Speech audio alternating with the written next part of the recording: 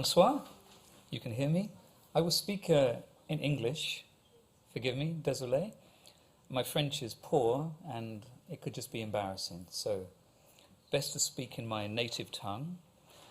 I'm going to speak for about 3 or 4 hours. I'm going to speak, just trying to scare you. I'm going to speak about the history of my work, projects I've worked on. I was nervous this was going to be quite egocentric, so I tweeted about it and people said that was okay, and so if Twitter says it's okay, then it's acceptable. I'm going to move quite quickly through projects, and I hope that's acceptable with you. I'm going to try and give an overall picture of who this funny guy is you maybe see walking around the building sometimes. So, I have a real name. My name is Robin, but lots of people know me as Scanner. I obviously even have my own logo. And I thought I'd play you a piece of music from quite early in my professional career to give you some context.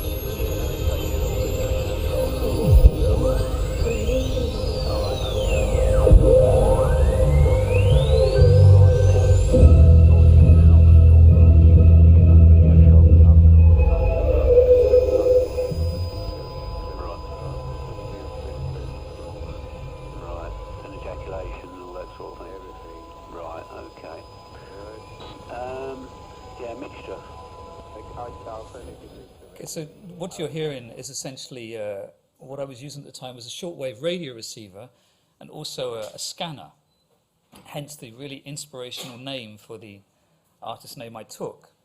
What I was doing very early on was using this very fat-looking mobile phone to tune through the airwaves and pick up live conversations. So when I performed in Paris at Le Garage in 1995, I came here, I stood on the stage with some equipment, nothing especially prepared, and then I would perform these pieces, improvised largely, but using the airwaves of the city. So what you heard in real time was people talking on the telephone, on their mobiles, on their cell phones in Paris, or in New York, or Rio, or London, or wherever these things may have happened. So in a sense, I call them sound Polaroids. They were very much pictures of the area. And it was especially exciting because it happened in real time. The notion that you were standing here, listening to somebody having a very private conversation outside or in their home, not aware that there was this man standing there, not only listening, but then broadcasting it to everybody in the theatre or auditorium. What you're seeing here are lots of CD releases from ballet scores and works in museums, installations, all kinds of things. In a sense, they're a type of diary. And many of the projects I've made have been types of diaries, ways of storing memories and stories. This sex symbol here is me aged 10, and I know I haven't changed one bit. And I just had these lines put in to make me look more mature. I have slightly better teeth now, I think. So I wanted to give you a context. I thought I'd step way back in time. So this boy, this is me aged 10 or 11 years old, so just 10 years ago. And I was at school. It's like in most places, it's the first time you go to secondary school when you meet with more kind of grown-up people. And my music teacher played us a piece of music none of you will have heard, ironically, by a new composer called John Cage.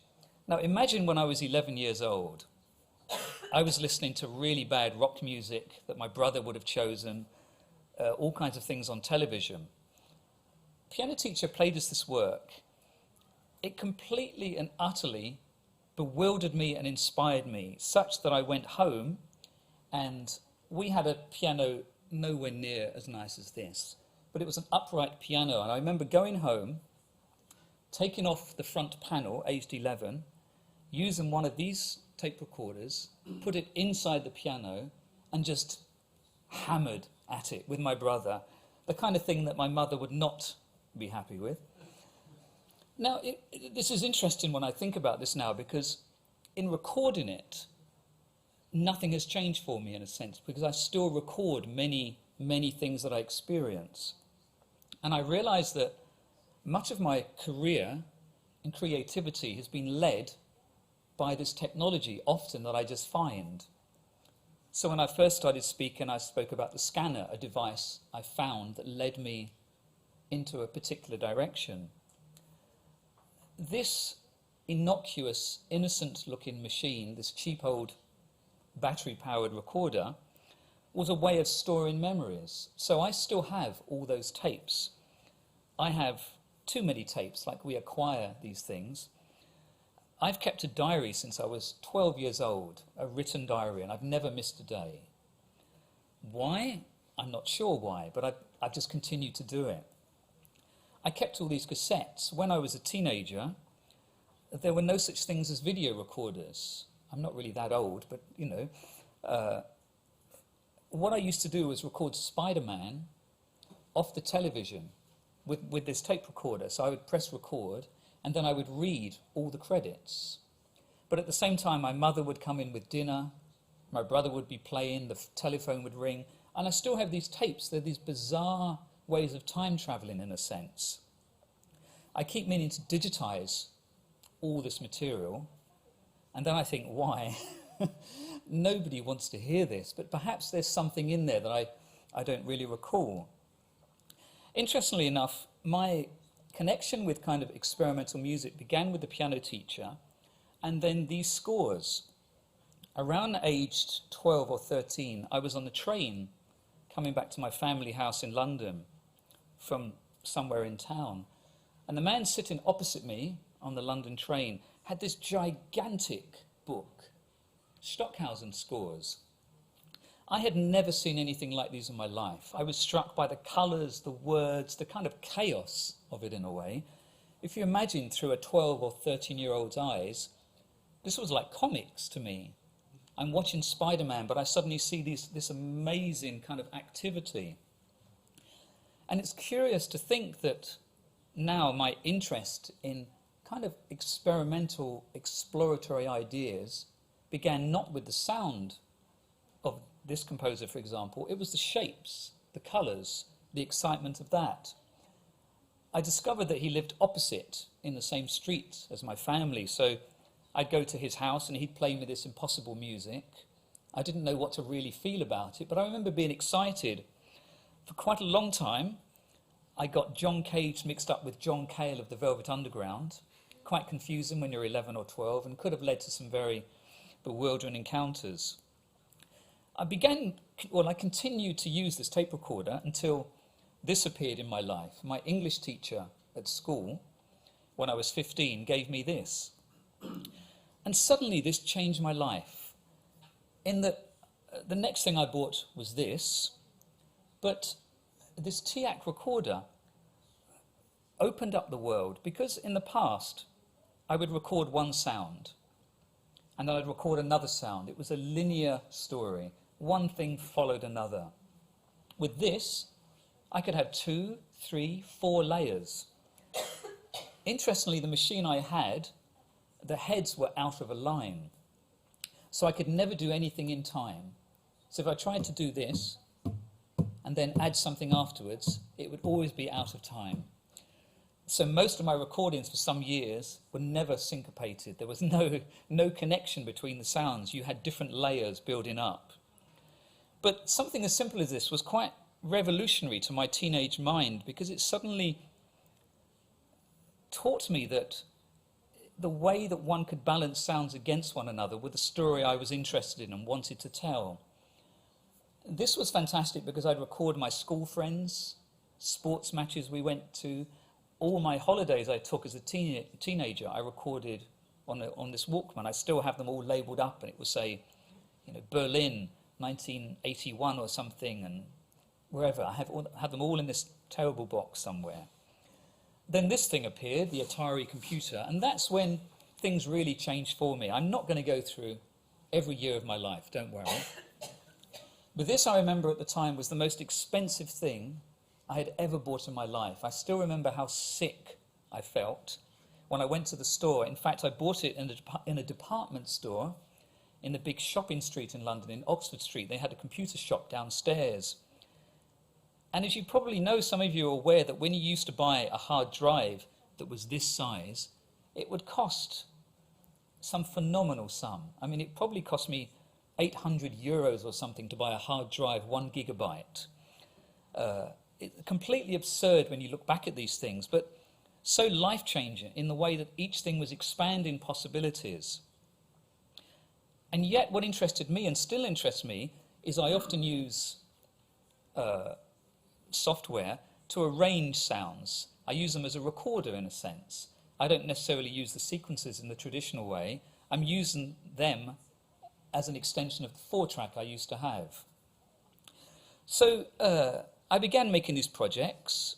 I've been working for years doing different things, and when I had the opportunity to become professional in a sense, I went to university, I studied literature, I left, I had jobs, I saved up my money to buy more equipment, and one day I thought, I'm going to stop working and see if I can live like this. And that was now almost 25 years ago or so, which seems quite shocking to think.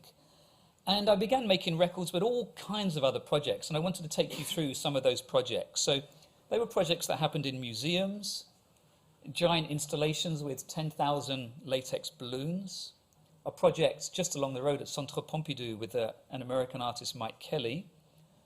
Even for any French people might know Kirikou, if you know this book. It's been a very successful animation.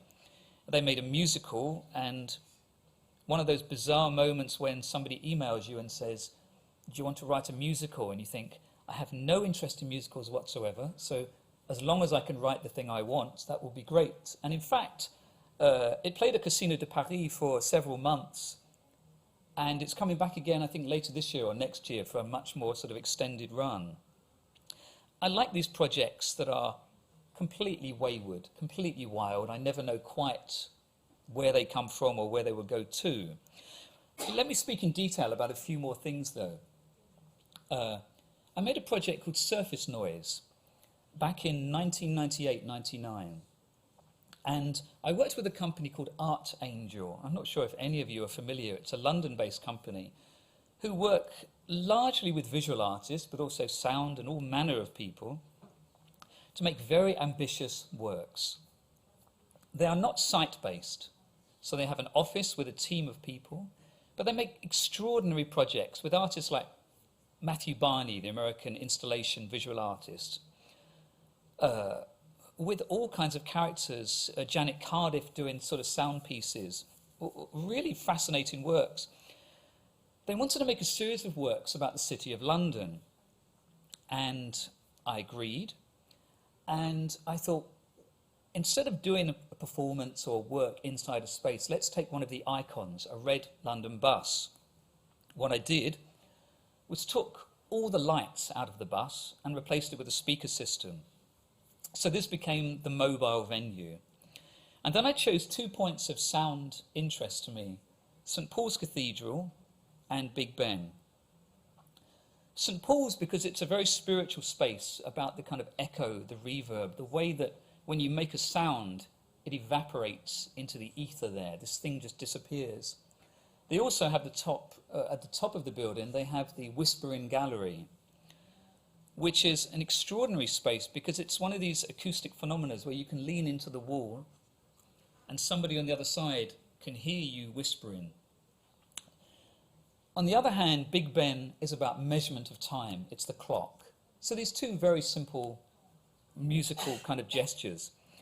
And I took something very simple. I took the sheet music to the children's song, London Bridge is Falling Down, which we can all sing. No, we won't. And I did a very kind of John Cage style thing. I took the sheet music, printed it onto acetate, and dropped it onto the map of London. So where these notes fell, told the bus driver which way we had to go. It's a very playful idea. It was a way of looking at the city in a way you wouldn't ordinarily go. Typically with public transport, you follow the big, important yellow roads for fairly obvious reasons. The way it worked was over a series of nights, people would buy a very cheap ticket, climb on the bus either at St. Paul's or Big Ben, and take this journey. The trouble is, it's like Paris. You don't know how long it will take to get from one side to the other. At different times of the night or day, it can take everything from 20 minutes to 1.5 hours for the same journey.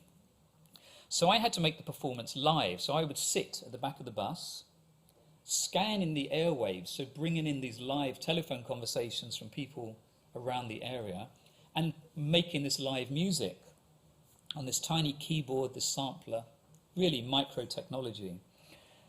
And the bus would follow this journey. Of course, in principle, this is fantastic. This is a perfect kind of way of doing it.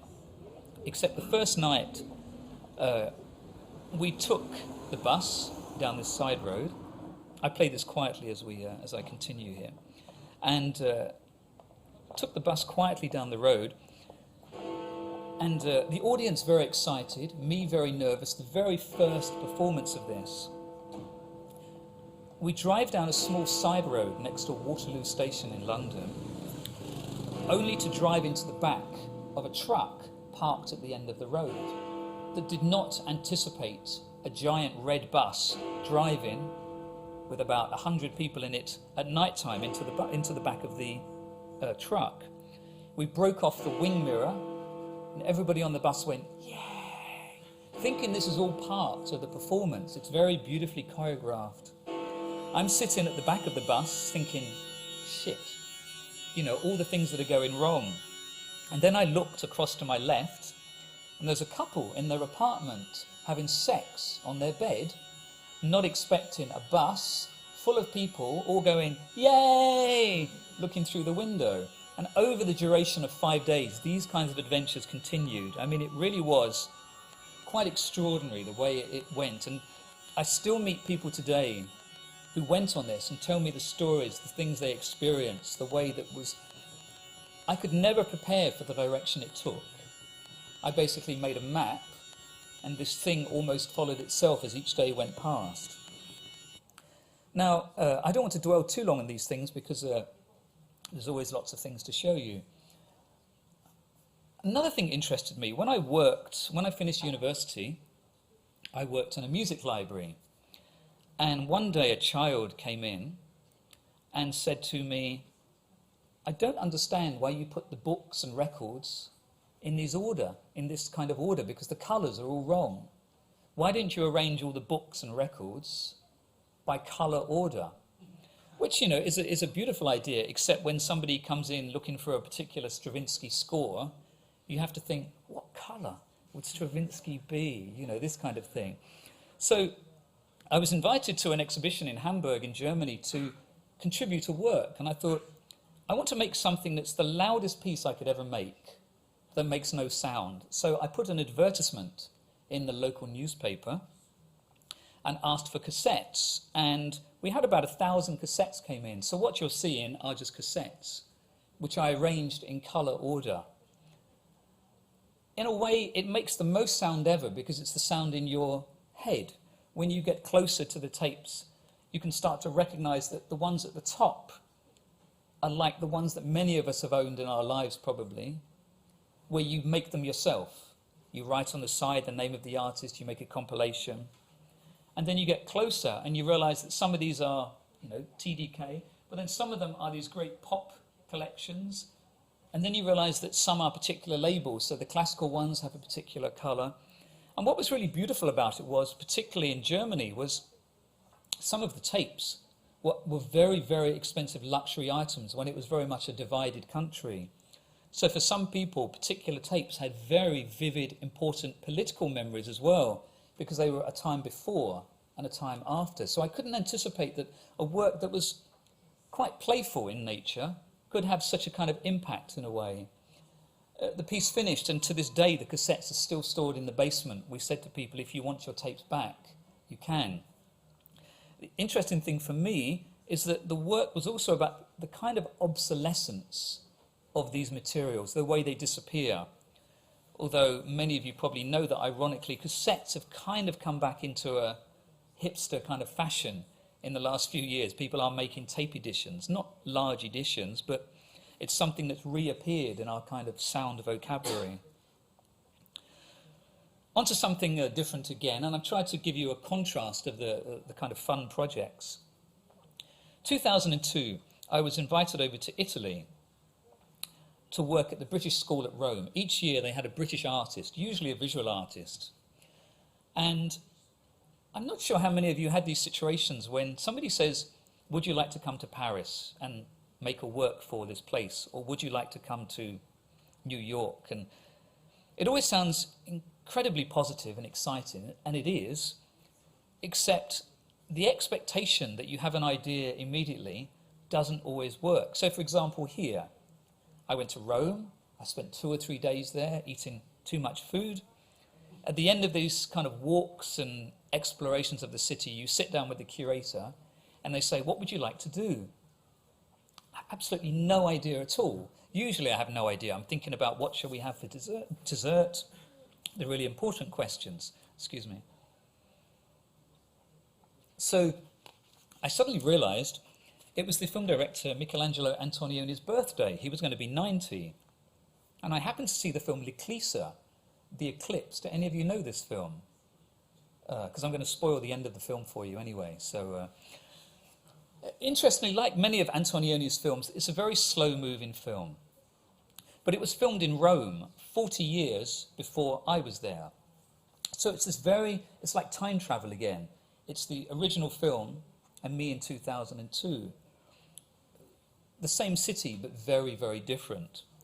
Like many Antonioni films, it's about characters that can't quite meet. And at the end of the film, 2 people arrange to meet. And the 2 main characters arrange to meet, but they don't arrive. The camera is waiting for them. And the camera moves to another place looking for them, and another place. 52 different locations. So we see Rome, 52 places and no people, or not the 2 characters. So I decided to take those 2 minutes and stretch it so it plays for 40 minutes. So what you're seeing is the last 2 minutes of the film that play for 40 minutes. And I took all the sound detail of the film, this very simple resonating piano, bicycle wheels, footsteps, conversation, all the sound detail, and made it into this 40-minute piece. So we can have a listen for a moment.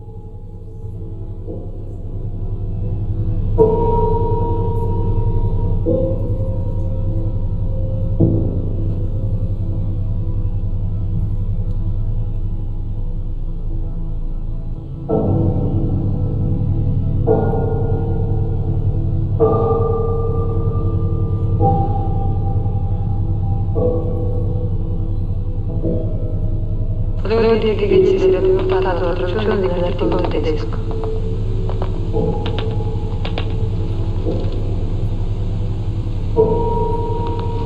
dispiace di dover fare questo lavoro per te. Però conosco qualcuno che possa sostituirmi. Ci penso io se vuoi. D'altra parte, non era il caso di continuare. Oppure, se vuoi posso continuare.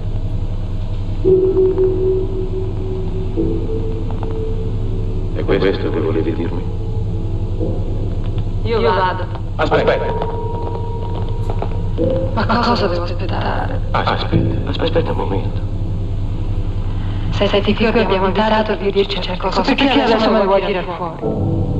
No. Tu certe cose non me le resisti. Tu non sei cattiva. Sono cattiva con te. Può darsi, Vittoria, ma non importa. Sii buona, se dimmi un'ultima cosa. Non mi ami più o non puoi più sposarmi?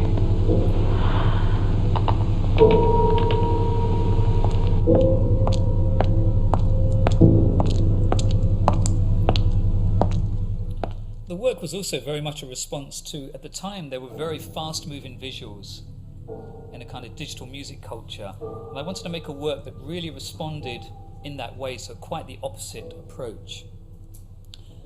And continuing this idea of slowing down, arguably one of the strangest projects I've ever worked on is in Garde, just on the outskirts of Paris. Again, this is a very bizarre scenario where I received an email from a woman I'd worked with before who said to me, would you consider an idea of designing a soundtrack for a morgue? And quite a sort of bizarre project in itself. The email, in its way, you're thinking, do we really need sound for such a space? But the place itself was designed by Ettore Spalletti, Italian artist, very kind of liquid blue, very calm space. But Spalletti argued that it was not complete until there was sound. And I discovered that my invitation was because of Spalletti. I'd been working in Palermo in Italy and met him. Thought he was a really nice fellow, got on very well, and some years later he suddenly thought of me for this. What you're seeing, and you can still visit it to this day, is the morgue in the hospital. When somebody dies, what you see over here are the marble slabs, in a way, that a body can be laid on, and you can spare or share the last 15 or 20 minutes with a loved one. This is a waiting room. Here is one of the main rooms, and again you can see there's space for 3 bodies in here. It's for privacy. This object in the middle has running water very quietly. What's curious is this was probably one of the most difficult projects I've ever worked on. My first argument was, we don't need sound for this, why would you?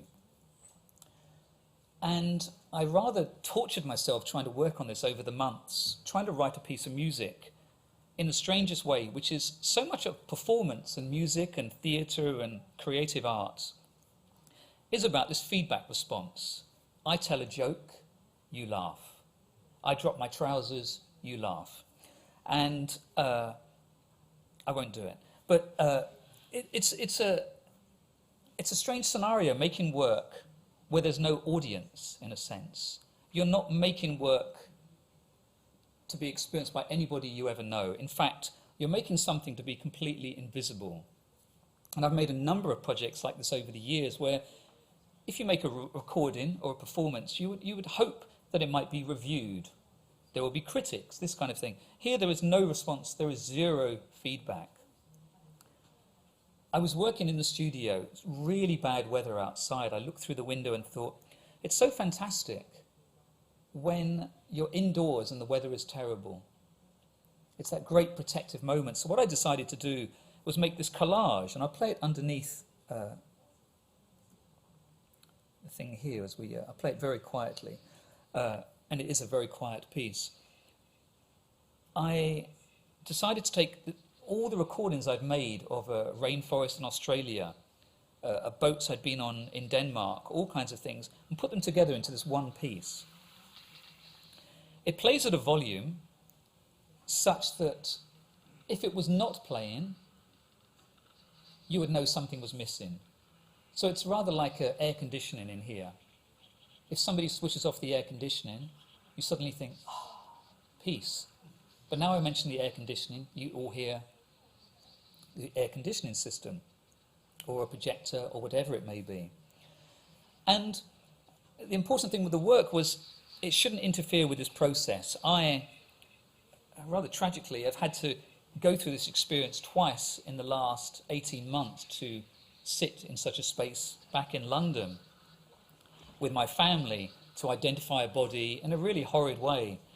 When I was a teenager, my father died in a motorcycle accident. We also had to identify a body. I didn't go to that. I was still a teenager, thankfully. But the people who had commissioned this had no idea that I'd been through these kind of things. It's an incredibly resonant piece. It's incredibly important. And to me, showed me the value of how sound can go far beyond any notion of entertainment or exploration or theory. It's about sound being used in a very real way, about sound having a resonance with another human being that helps them through something extremely difficult. So the piece is using voices. Often it's me whispering different prayers, but you never understand what I'm saying. And every now and then there's the sound of a piano which I processed to make it sound like somebody's playing the piano 1 kilometre away with the window open, and it kind of comes in and disappears again. The work has been there since the day it was installed and still plays, and every now and then I have feedback from somebody. I receive a message to say, thank you, this helped me through a very difficult moment. But it's a profoundly difficult work to present, in a sense. But I wanted to share it because it sort of captures the kind of heart of what I'm interested in sometimes, actually, which is to not only tell stories, but actually have this emotional attachment to sound and music. I'm sorry to speed ahead here, but I wanted to show you a few more things here. Okay, I like to have fun, so the BBC asked me to make a work for Valentine's Day. I thought, what is more romantic than Valentine? What is the most romantic thing about Valentine's is clearly animals, giving each other flowers. So I asked for access to the BBC archive, all their recordings of animals down in Bristol. They have an incredible collection, largely on reel-to-reel tapes. You'd have to go in, take out these boxes, put them on the machines, reel them on, and then listen. And what I did, though, is a little bit disturbing. I asked for all the recordings of animals having sex, all the mating calls, recordings of elephants, making other baby elephants, and so on. And I made this radio piece. I'll play you an excerpt now. It's not too erotic, don't worry. But to this day, I still love the idea that I managed to get away on the BBC. 60% of the sound, there are no voices, it's just animals basically having fun. So here's a little bit. And I interviewed people to ask them about love. There's a particular sound that men make. A sort of, it's almost, how elephants have this. I remember listening to a programme where it was shown that elephants communicate with these very, very low-level sounds that the human ear can't detect, and that this conversation is going on between these elephants. It's incredible. It's a rumble, if you like, this sort of... And I'm sure whales communicate with these very low frequencies as well, and especially I think the low frequencies travel fantastic distances, miles and miles beyond the high-frequency sounds. And men can make noises like that. This sort of deep rumble in their chests. I'd never have thought it was possible for a man to make a noise.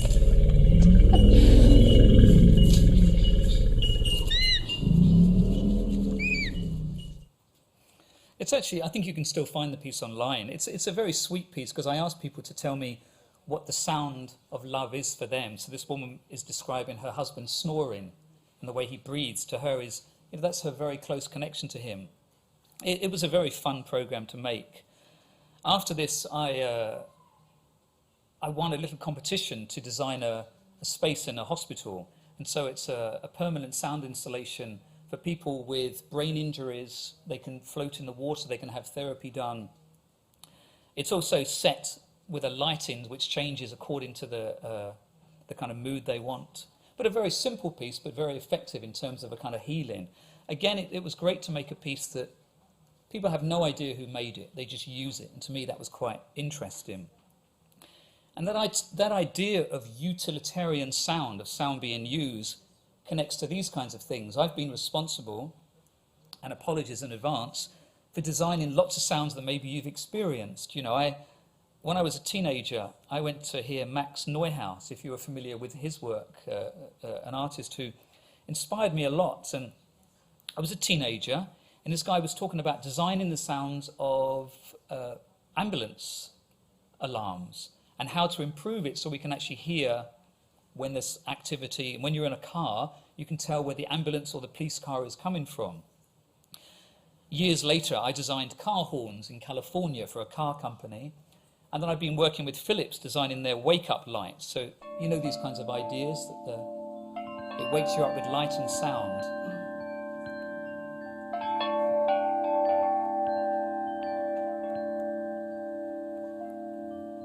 So if you need to wake up at 7 o'clock, around 6:30, the light begins to come on to create daylight. And by 7 o'clock, or 5 to 7, the sound starts to come in. Extremely difficult project, because if I was to ask any of you now what sound you would like to wake up to, I tried this at the time. I said to my friends, what sound would really wake you up in the morning? And some people would say, I love the sound of the sea. Other people would say, the sound of the sea would send me to sleep. The sound of the sea would make me want to go to the toilet, and that's not how I want to wake up. The sound of rain. Some people said, I love the sound of rain. Other people said, I would never want to get out of bed if it's raining. So it's a very, very difficult way of working with sound. Many more stories to tell about such things. It went on to designing things like telephones with a British designer called Jasper Morrison. Do we have sound here? So I've done lots of design of ringtones.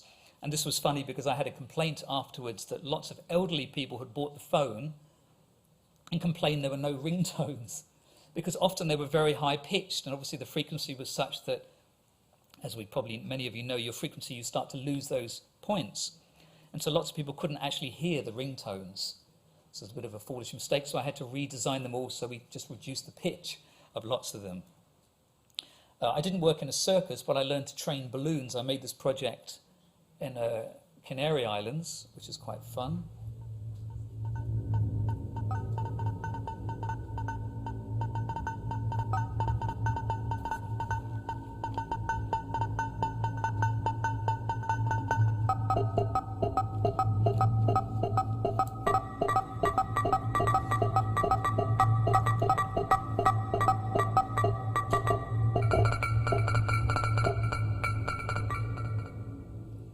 It takes months to train those balloons to do that kind of thing. I've been working at Le Fresnoy over in Tourcoing near Lille. In fact, my colleague I'm working with here for the show at Centre Pompidou is Christian Rizzo, and he and I were both visiting professors at the same time. If you're not familiar with Le Fresnoy, it's an amazing cinema school. And artists learn to make installation work, interactive works, all kinds of things. So my role, like Christian, was to kind of be a mentor and also support the students we had. I, in my very enthusiastic way, would meet students, start talking about sound, and they'd say, but who can make the sound to my film, they'd say. And I'd say, okay, I'll do it. And then another student would say, I'm working on this installation. Anyone who could do the sound? And I'd say, you know, I can do it. So in the first year, I made 12 works with the students, which is completely stupid, hoping they'd all become very successful film directors and obviously come back to me, but they all forgot me immediately. No, they didn't. But as part of this, you get to make your own work. So I made this piece called Falling Forward. I was very interested in ideas of balance, both in fashion, in fashion shows, because I'd been working in fashion, and I often would see models fall over, and I always liked this moment of tension between being perfect poise and then suddenly flat on the ground, totally inelegant. So I made this work, and I can show you a small excerpt of it.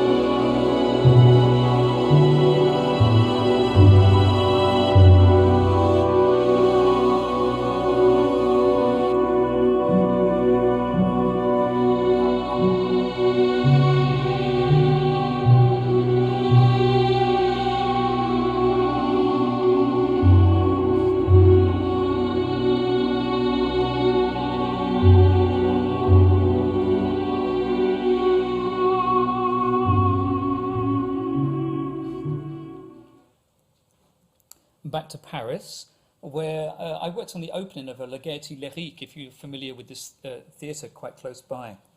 Completely absurd situation. Sometimes I feel like I'm on a speed dial, like, you know, with Batman. Is it Batman? They put the sign in the sky. I sometimes think I'm on one of those kind of bat phones where somebody says, I have no idea what to do with the project. I've run out of budget. I've got no time. Do you think you could do it tomorrow? And I usually say yes, because I like a good challenge.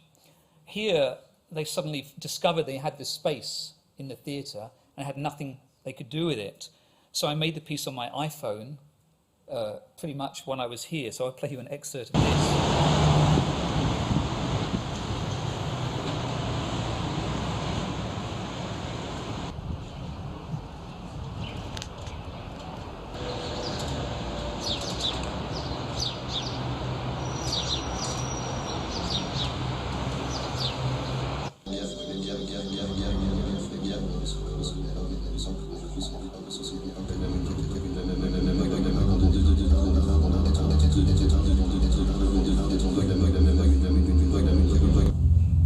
Celui qui regarde du dehors à travers une fenêtre ouverte ne voit jamais autant de choses.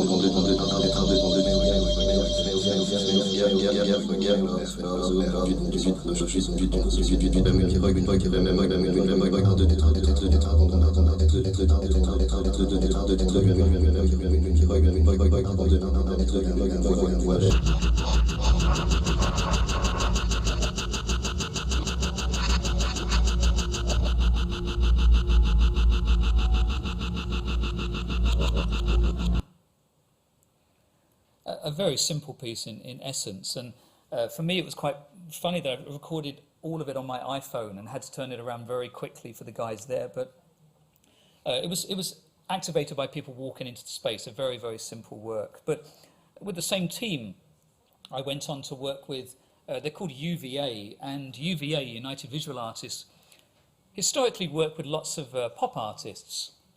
They create the visuals for bands like Massive Attack, U2, Beyonce, all close friends of mine. And they do this work, but have always had the very artistic interest as well. So we made this piece in New York, which then traveled around the world. It went to Japan and Brazil and all kinds of places. Essentially, it's an object to be worshipped. The idea was to make a digital object with sound that was almost like a spiritual experience. Interesting, the difference between San Francisco and New York. In New York, it was by the Brooklyn Bridge. People were very vocal, very loud, very excited. In San Francisco, most people lay inside the thing and basically just chilled. So let me play you an excerpt from it so you can experience what it was like inside.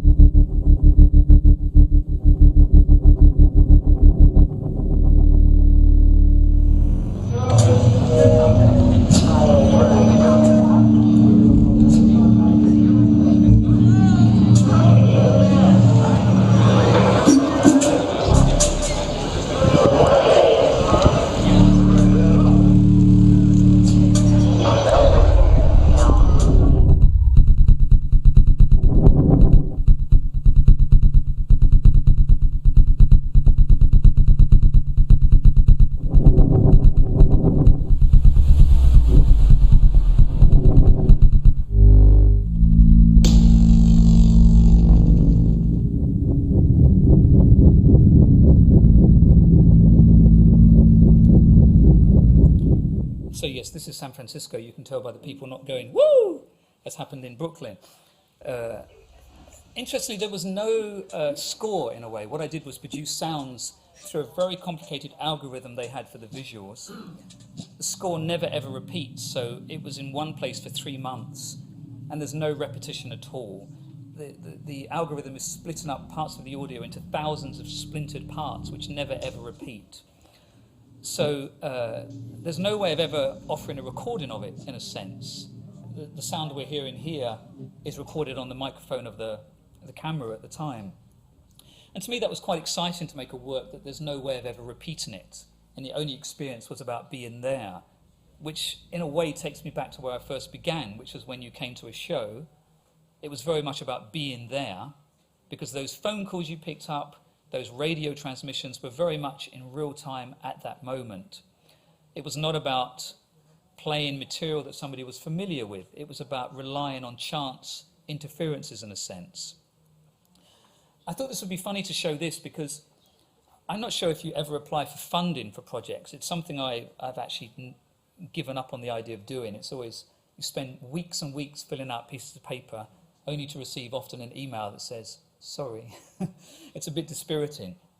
But you often have to write on the letter, I'm not sure if you're familiar with this, it will say, when you last made a project, what were your audience numbers? Because they want to gauge whether it's worth investing in you. And this project was seen by 2 billion people. And I still would so love to fill out one of those forms and just write down 2 billion, or just write and say, I'm sorry, there's not enough space for the zeros on your application form. Could you please send me another one? This was a really mad project. A Tuesday morning, I received a phone call from the guys UVA saying, look, we have a chance of making this advert in American cinemas, but we don't want to make a commercial advert, but also we don't really know what to do, but it has to be about telephones. So we thought of you. Sprint is one of the big American telephone companies.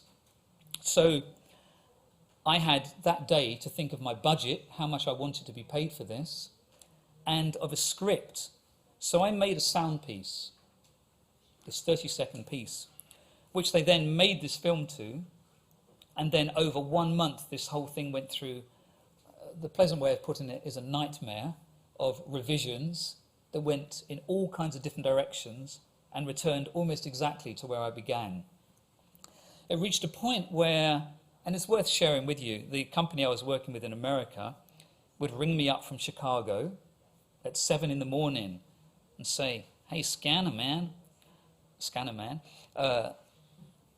could you put the sound of clouds into the film? And I'd say, Brian, tell me, what do clouds sound like? It's a good question, man. Kind of like a hissy sound, like wind. And he tried to explain that putting those kind of sounds into a really high-quality system in American cinemas is probably going to sound awful and interfere with the whole structure of it. But let me show you what it eventually turned into here.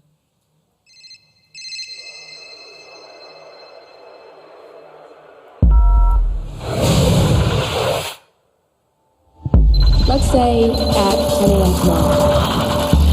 Staging a picnic in the park. We'll meet at the movie theater.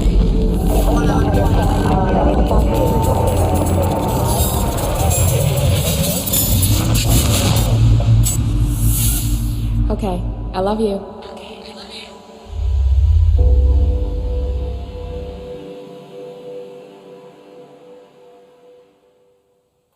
I'm still struck by the fact that the majority of people who've seen this have no idea who did it and never will.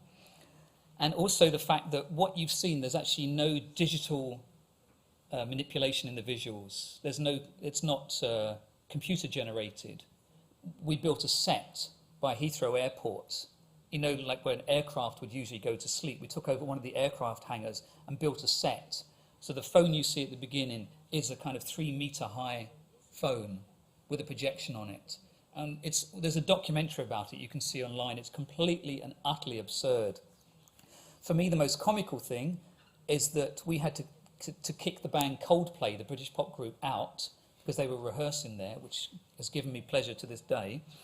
And we took over the space for a week to actually make this film. But most people think it was made on a computer somewhere. You know, you've edited and everything is digitally produced, but it wasn't. I'm moving towards the end here, so dinner time soon. Improvisation has always been part of my process. So I wanted to show you a couple of clips here at the end.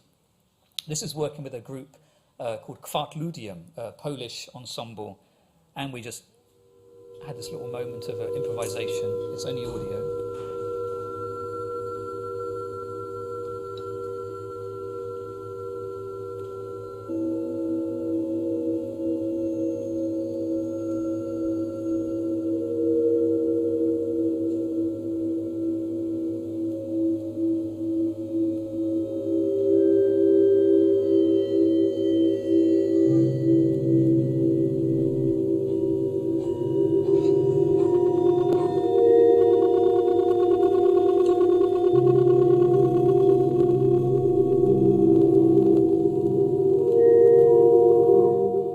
Something more wild.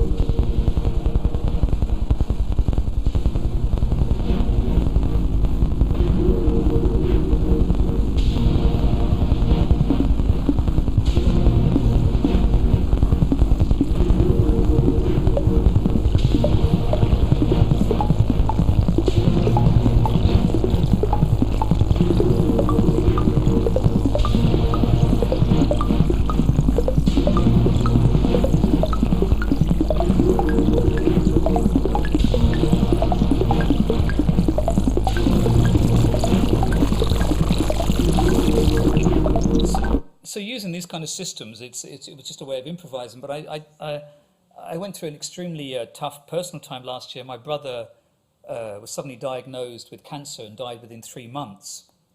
And I wanted to share this with you because not only on a very personal level, but I wanted to show you, taking these tools that I was just using in the last piece, I made this piece kind of for my brother after he passed away. The night before he died, I was recording him breathing because he was having great difficulties, and there was something really special about it. So what you hear is him breathing, and then it's using the same instruments you heard in the previous ones, these kind of modular synths, to make something much more kind of liquid and emotive. And to me, I wanted to just share it because it just shows you that even with these very often argued inhuman machines, in a sense, you can make something very beautiful and emotive.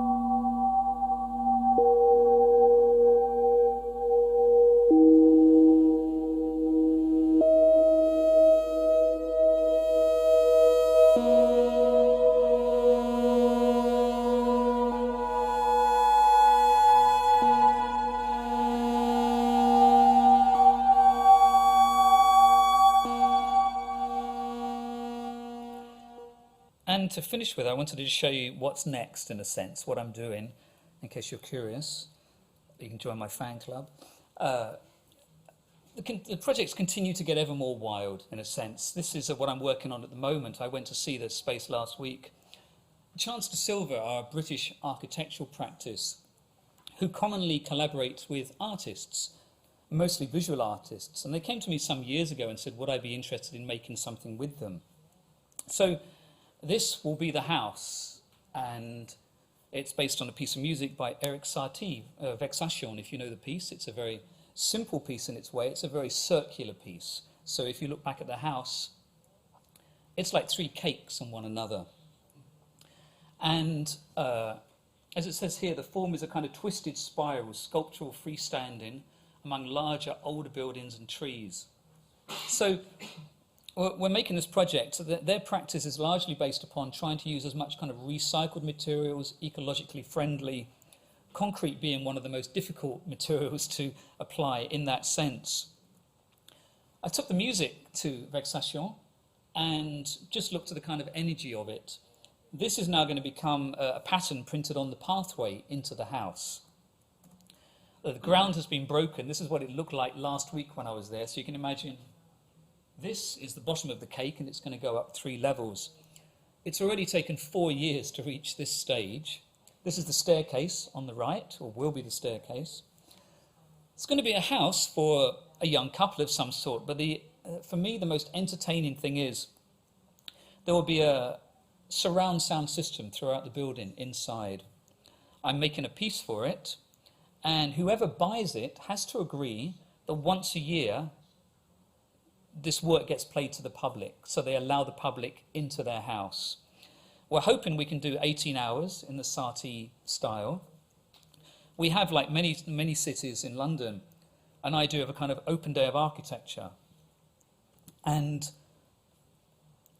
the opportunity will be there for the public to come into this kind of private residence and experience the piece. But I still love the idea that who buys a place has to sign a contract to agree that complete strangers can come in and walk around your house and listen to this artwork for as many hours as they wish. And the next big thing I'm working on is a TV series. I was preparing for this a couple of years ago, an idea of how we witness music, how we experience it, how we experience learning. And I approached the BBC, who weren't interested. I approached other independent companies who weren't interested. I then approached Red Bull. You probably know this energy drink, the one that nobody seems to really drink. And there seem to be always boxes of them at venues and nobody touches it. Anyway, they're setting up a digital television station next year, and I approached them. And suddenly life became very unreal, where you send emails and say, wouldn't it be good to have Joni Mitchell in this? And what about, and you send all these names, and then you hear back from lots of these people. It's the most extraordinary game, it feels like sometimes. And I had these emails going back and forth. So David Byrne was going to be the presenter, the American artist. He was really behind it, but was too busy for the time being. But we've just got approved to do a 6-week series, and the opening episode, the top left is a guy called Mark Ronson, British pop producer, well, kind of American-British, produced lots and lots of pop singles, all kinds of things. This is Nile Rodgers from the band Chic at the bottom. Of course, it has to have some big names, but the fun thing about this is I'm really mixing it up with lots of much more exploratory artists as well. So they've said yes for 6 weeks. And emails are continuing to develop between absurd moments, thinking, why don't we put Joni Mitchell with Bjork, and then we get PJ Harvey, and then we get, so-and-so, and then we move through all different genres of music. And the idea is that the guy on the top left plays a piece of music that he likes to Nile Rodgers, but he only hears it once. And Nile Rodgers has to try and remember what he liked about, or what interested him about the track, if anything. He has to make a new piece, which he then hands to someone else. But they can only hear it once, and they have to make it from memory. And lots of projects I've made have been based on ideas of kind of memory. So that's the next big step as a big TV producer, Hollywood producer. No, hardly. So that's exactly 1 hour I've spoken for. I cut out 2 more hours there for you. And I thank you for your attention and hope it was of some interest to you. And I take a bow. Thank you.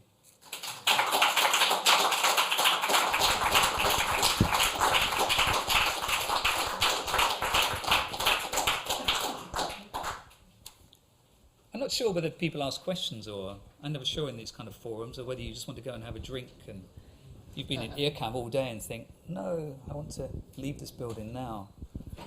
You can ask me a question if you wish, obviously, just one. No. If you wanted to, but you don't have to either. I'm around for the next week as well, so you can also find me in the corridor and ask me a really searching, difficult question, which I won't then answer. Or you're just too shy. or I ask you questions, and then, because I know who some of you are, and I can ask you questions then. I think the fellow has to, I think he wants to bring a microphone around. No? You don't want that.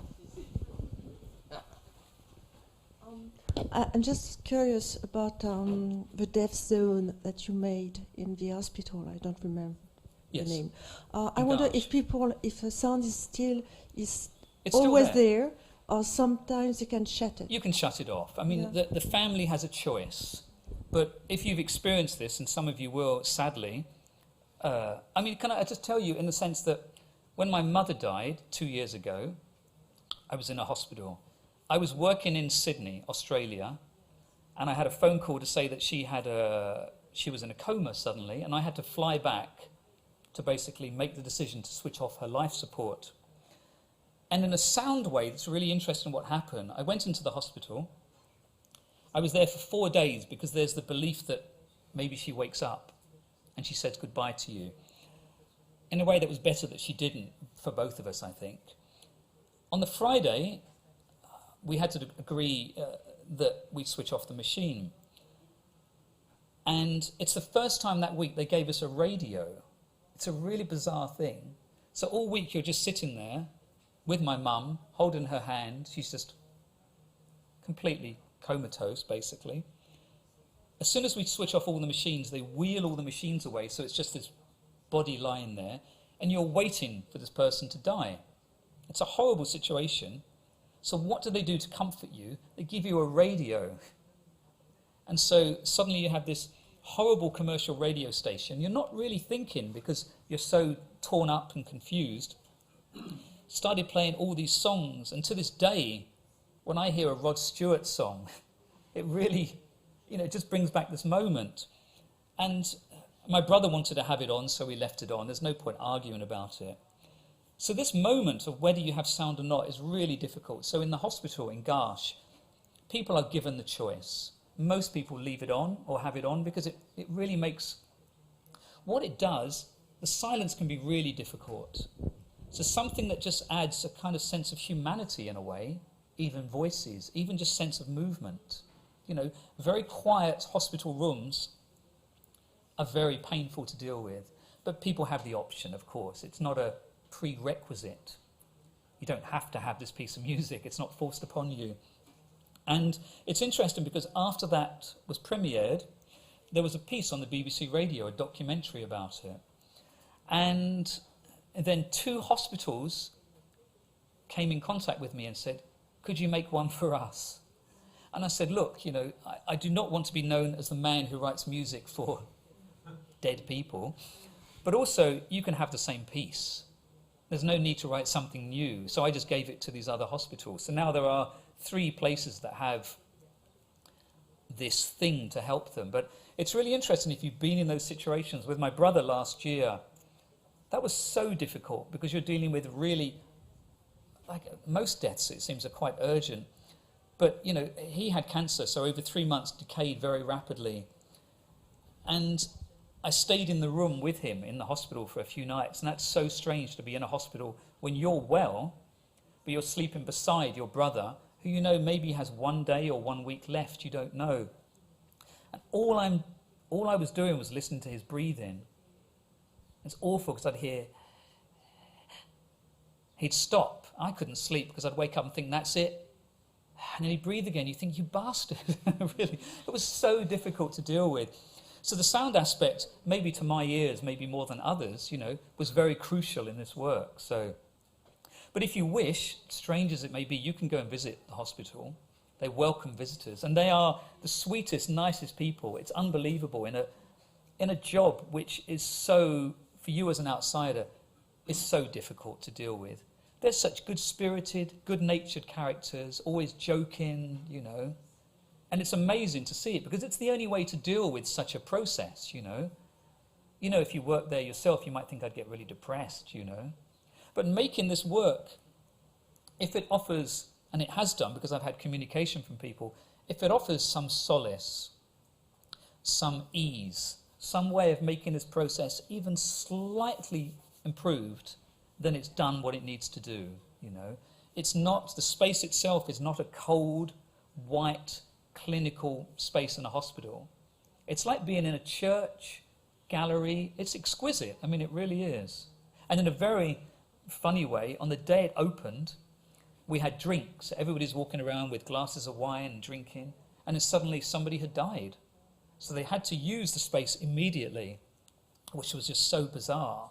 So we all stood outside in the grounds whilst they closed the door, and a family went in because one of their children, I think it was, had been knocked over in a car crash and killed. So really hard place. Any more curious minds? Another subject, different. I would like to know a bit more about your composition process. Do you write, or do you start to put things together and see how it goes? Or I work very quickly, always. I mean, really, really quickly. It sounds almost absurd, but most work I make is a few days. You know, even big projects. I mean, I write quite a lot. I haven't played you, in a sense, much of my music, in a way. I wanted to play you lots of other things, but I write ballet scores quite a lot for contemporary dance, for the Royal Ballet in London, for National Ballet in Amsterdam. And usually that's quite a fast process. You know, Kirikou, which was a musical, I did in just over about 1 week to 10 days, the entire 80-minute musical. I used to read music as a teenager, and I lost my skills, and I decided not to restore them, in a way. I thought, okay, I'm just going to go with intuition. And essentially, I just begin. I'm very disciplined, though. I wake up, some people think I'm a bit mad. I usually wake up, if I'm home alone, I wake up around 5:30 and start work. And I work all day and finish at 6. I don't work in the evenings ever, and I won't work at the weekend.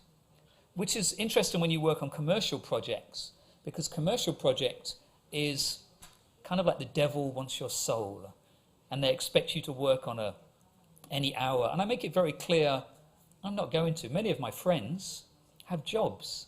They finish at a certain hour. Why shouldn't I have the same respect? So with my own work, I tend to just work during those hours, you know, and I know I have to deliver a piece, and I just write it. You know, I just do it kind of naturally. I'm a terrible pianist. I can actually play the guitar reasonably well, but keyboards is what I have to play for most of my work. So, but I can correct some of the notes, you know, in the software. It's quite clever. So it's a very simple process. It's actually one thing I never even really think about. I have no scores as such. I make notes. I have notebooks, and I have masses of notes, but I don't think I ever go back and read them. I have great ideas for pieces, and they just all sit in these books. So when I'm dead, maybe somebody else can make those pieces. And I can just publish all my ideas, and somebody else can make all that work. It saves me a lot of time. Thank you. Thank you.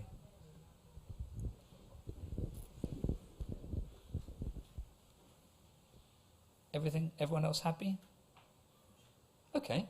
Well, thank you so much for your attention. And if you do see me in the week and you suddenly have a question about, you know, cookery or fashion or shopping, you know who to ask. So thank you again.